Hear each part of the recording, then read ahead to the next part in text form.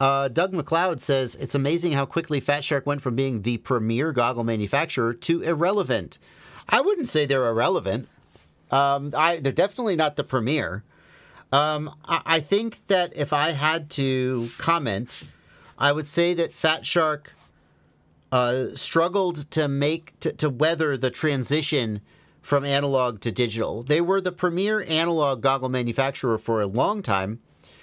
When Orca came out, and then at the same time-ish, SkyZone got much, much better. SkyZone used to be a pretty consistent, like, also-ran compared to Fatshark. Like, pretty good, but not as good, and all the cool kids ran Fatshark.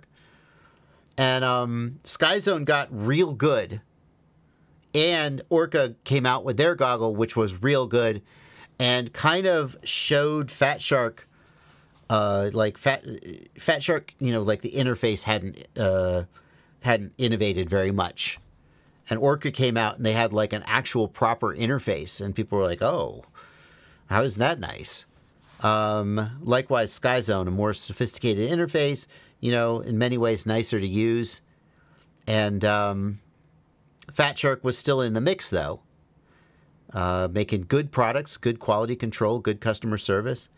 And then the digital, when digital happened, Fatshark was in trouble, in my opinion, because analog was now on the decline.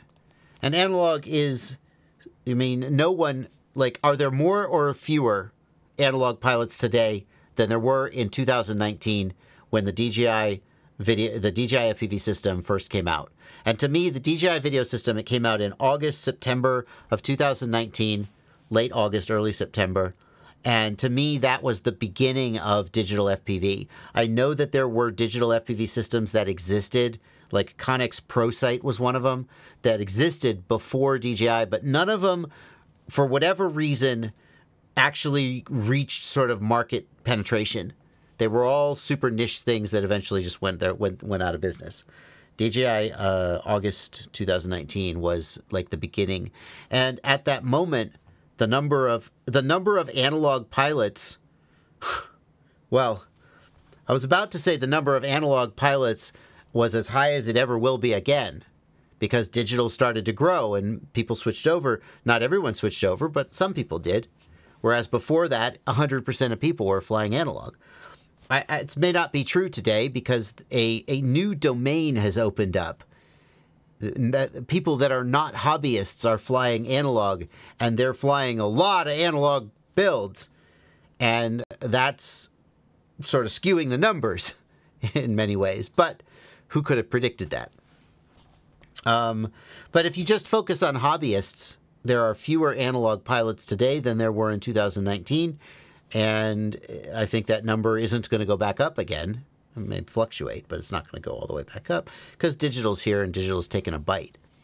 And Fatshark tried partnering with HD0 to be the goggle manufacturer and the video transmitter manufacturer for HD0. That didn't work out. Why didn't it work out? I don't know. Not going into it. That's drama. We don't need to speculate about drama. That's not productive. Carl took his ball. Carl went home. Carl's making video transmitters now. Carl's making goggles. So I need Fatshark. Who needs Fatshark?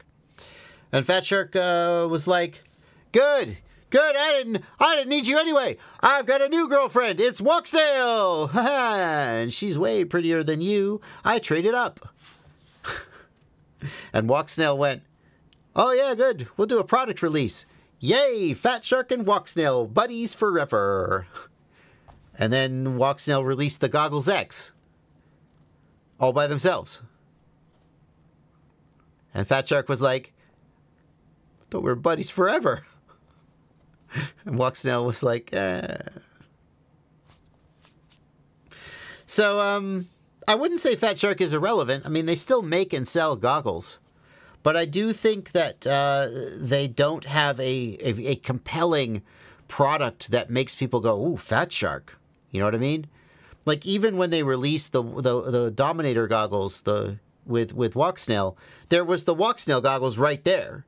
And everybody was like, "I can see these aren't Fatshark goggles. These are Walksnail goggles that Fatshark is selling. Or maybe they're Fatshark goggles that Walksnail is selling, but it wasn't like Fatshark, you know? So, where are they going from here? I don't know. What I can tell you is that they're a part of Unusual Machines.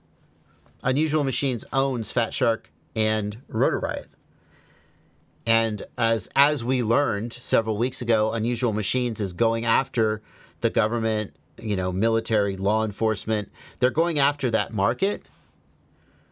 And that market, you don't need to take a very big bite of that market to make enough money to keep your company relevant and keep your company going. So, like, in the same way that, like, where's Orca? What's Orca doing? I don't know. Haven't seen a lot of Orca around here in the hobby market lately. Well, are they, like, working on some, like, you can, I'm not speculating. You can go to Orca's corporate website, and they've got these NDAA goggles that no hobbyist ever bought that clearly are targeted towards. So, like, if I found out that Fatshark was making some special goggles just for the government, I'd be like, okay, well, sounds right up your alley. Hey, and there's no competition. Yeah, I wouldn't say they're, like, irrelevant. They're certainly not the titan of the hobby that they once were.